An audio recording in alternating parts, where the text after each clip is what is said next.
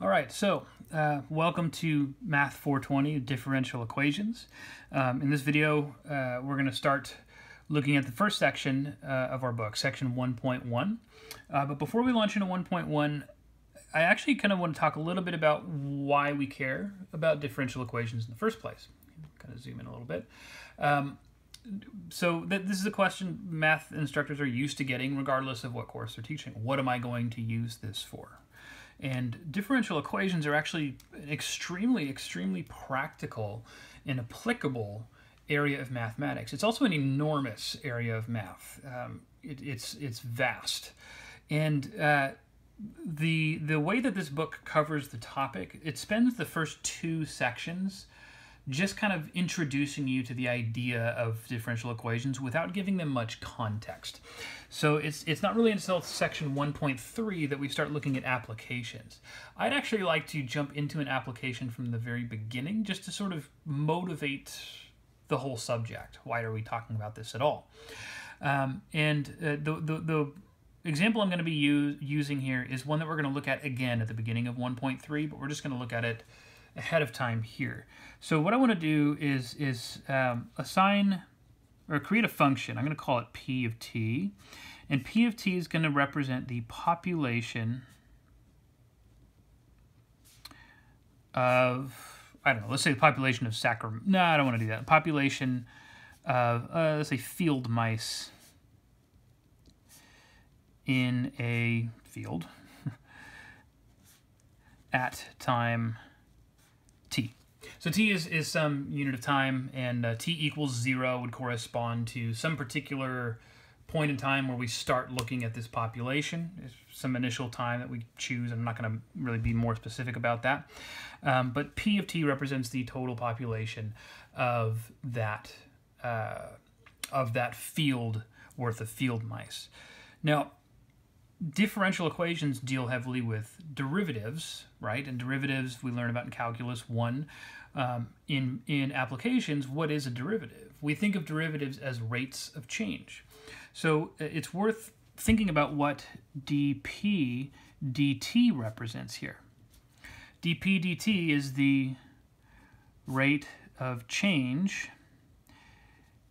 in population, this population of field mice, over time, or with respect to time. Okay? If dp dt is a positive number, that means the population is growing at that point in time. And if it's a negative number, it means the population is decreasing or shrinking over time. If it's equal to 0, it means the population is staying steady. It's not increasing or decreasing at that particular point in time. And what we want to do in differential equations is look at relationships between a rate of change, so a derivative like this one, and the independent and or dependent variables involved in that derivative. So this P of t here, I'm going to also think of that as just the dependent variable P, just to simplify the notation a little bit. And I want to think about how these two things might be related just from an intuitive standpoint. So let's think about this for a moment. If P is very small, if P is a small number, I might expect dp dt to also be small. Now, what's my justification for that? Well, if we only have a few field mice in this field, then that means there's not a whole lot of pairs of mice reproducing. So you need, if your population is going to grow corresponding to a positive rate of change in your population over time, you need mice to be reproducing. You need new members to be appearing in this population. However, if the population is very large, if we have thousands of field mice in this particular field, then we expect the growth rate of that population to be large as well, because now you have a lot more reproducing pairs, and that population is going to be growing at a faster rate because of that. So what we're talking about is a direct relationship between P and its derivative with respect to t. Okay? As P gets larger, dp dt gets larger as well. As P, or if P is large, then dp dt is large. If P is small, then dp dt is small, at least under kind of our initial assumptions here. How do we mathematically represent that observation or that assumption? Well, in algebra, you talk about direct and indirect variation. You talk about things being proportional to each other. One way of saying what we just said is that the rate of growth in this population is directly proportional to the size of that population. And mathematically, we can write that this way. dp dt equals some constant k times p. Okay? So again, if we're going to assume here that k is positive, and if p is large, then this equation will give us a large value of dp dt as well. Simultaneously, similarly, if p is small, then dp dt would be small as well because of this relationship. So we've established a relationship between our dependent variable, or between our function and its rate of change. This thing here is what we call a differential equation. It's an equation that involves the derivative of a quantity and also happens to involve the quantity itself. There's so many different kinds of differential equations, and that's what we're going to be acquainting ourselves with here early on. But this should give you some kind of motivation for why we study differential equations. They show up very naturally in the sciences. This would be an example from ecology, studying population dynamics. It's also not a very good model because it's not taking into consideration other factors. We'll refine this later. But the goal of, or what we usually want to do with a differential equation is solve it, right? And I'm going to talk about what a solution to a differential equation is again in a little bit. But in this particular case, solving this would mean finding a function, p of t, that satisfies this equation. So notice I'm not solving a differential equation is a little different from solving a quadratic equation or something from algebra, where your solution looks like a number or a set of numbers. Instead of numbers, our solutions are going to look like functions. I'm looking for a function that has this property, that satisfies this equation. Okay? So there's your little bit of a motivation for this course. Let's actually start talking about 1.1. 1.1, we're dealing with definitions and terminology. Just like any new area of math that you study, there's a whole language to learn associated with it. Lots of terminology, lots of new ideas to kind of just become acquainted with. And that's what we're doing here. We're learning how to speak the language of differential equations.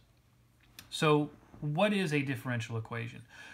Or a DE, we abbreviate it most of the time. A differential equation is an equation that contains the derivatives of one or more unknown functions with respect to one or more variables. And that's what we were looking at here. In this case, we had an unknown function, p, and we were looking at an equation involving that function and its derivative. Okay? But this kind of more general definition allows for much more complicated looking equations. Now, there's two different types of differential equations that we look at.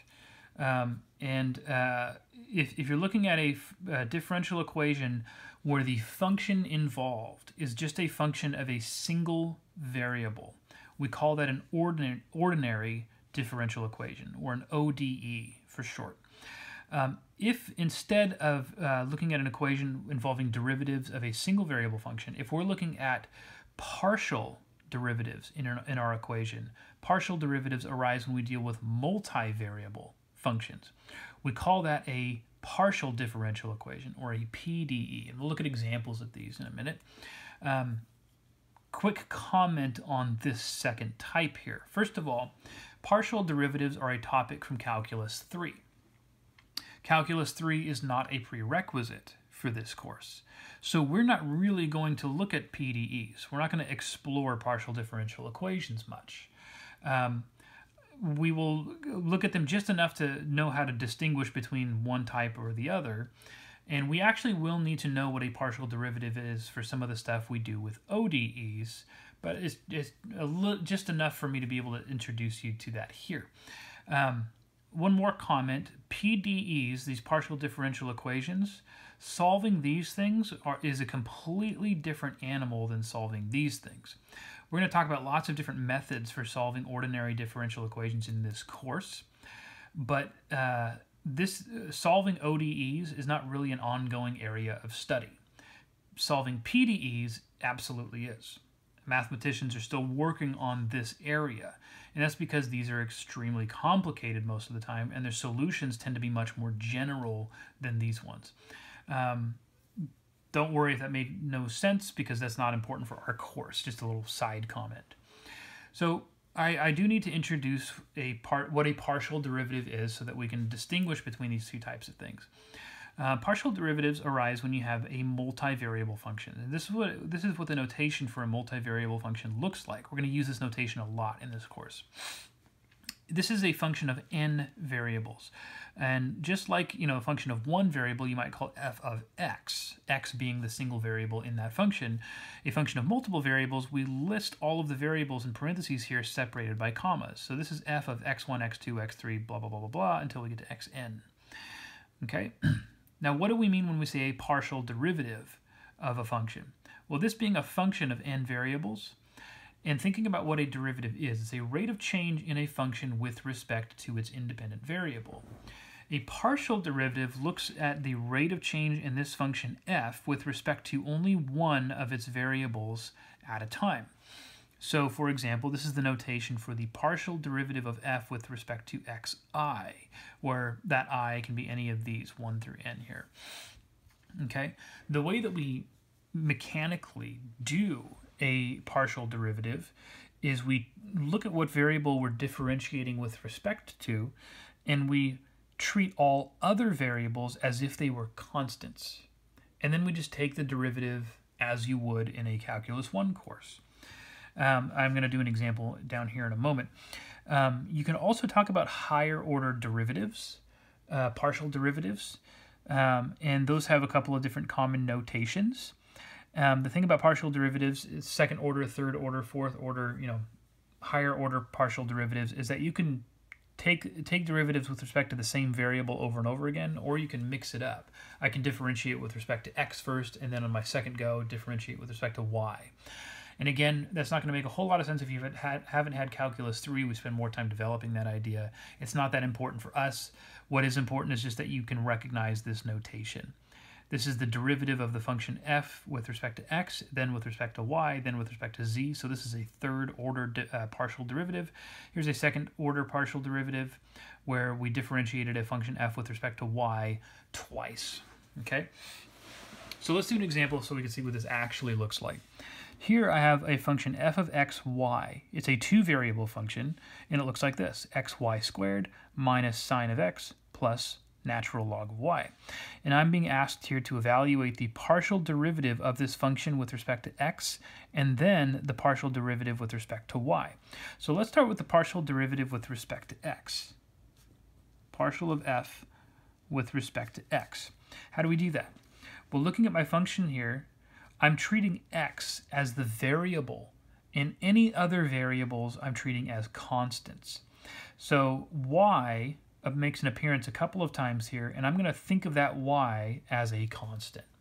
Okay, xy squared. If I'm thinking of y squared as a constant, or sorry, if I'm thinking of y as a constant, then y squared is also a constant, and so this is like a constant times x.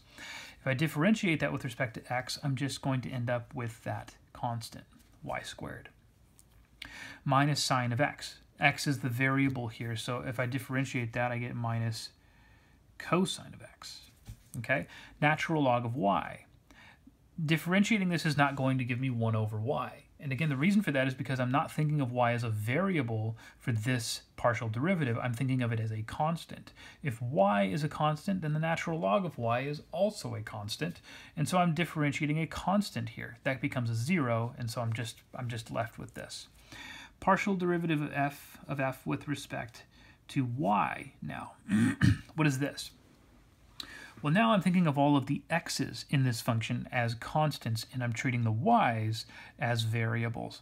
So here, if x is being treated like a constant, then this is like a constant times y squared. Differentiating y squared gives me 2y times that constant out front, so I can write that as 2xy altogether. Sine of x. Differentiating this is not going to give me cosine of x this time because, again, x is a constant, or I'm thinking of it as a constant. So this whole thing is a constant and it goes to 0. Natural log of y. y is the thing that I'm treating as a variable here. So I do differentiate this with respect to y, and I get plus 1 over y. Okay? So notice, these are both first-order derivatives, meaning I only took a derivative once. If I went and took another derivative of this, say with respect to y, then I would get a new function, and I would call that a second-order derivative. But both of them are first-order derivatives, but because I took a derivative with respect to a different variable each time, I got a different function each time. Okay? So that's mechanically how we take partial derivatives, and that's going to be important for a little bit of the stuff that we do in this class. All right, now down here I have a few examples of differential equations, and all we're being asked to do here is classify these different differential equations by their type. And what I mean by that is classify them as either an ODE, an ordinary differential equation, or a PDE, a partial differential equation. And really what that boils down to is just determining what kind of derivatives we're seeing show up in that equation.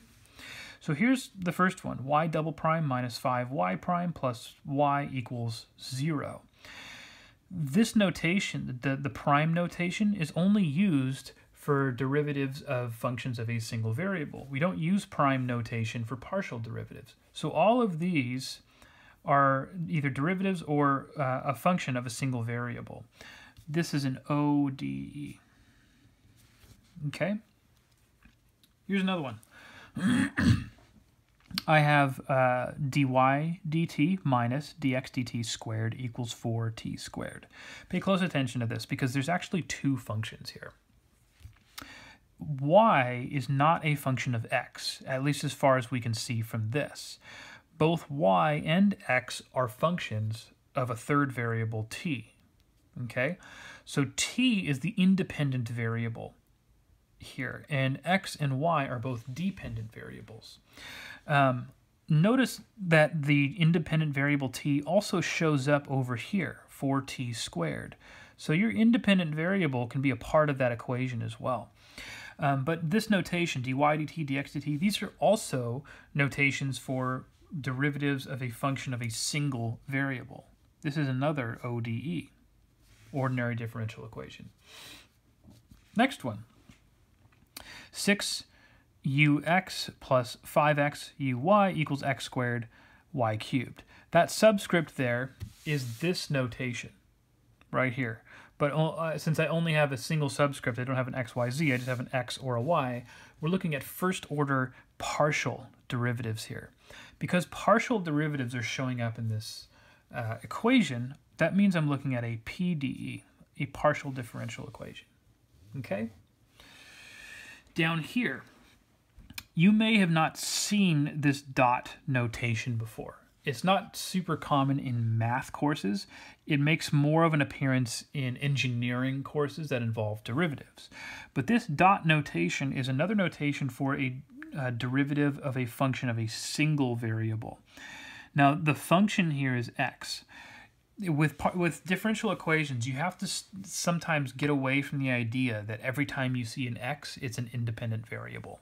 We're used to thinking of y as a function of x, and that's still oftentimes the case in this course, but we're going to see a lot of other times x is actually the dependent variable, and the independent variable is something else, oftentimes t. T shows up a lot because oftentimes our independent variable is time.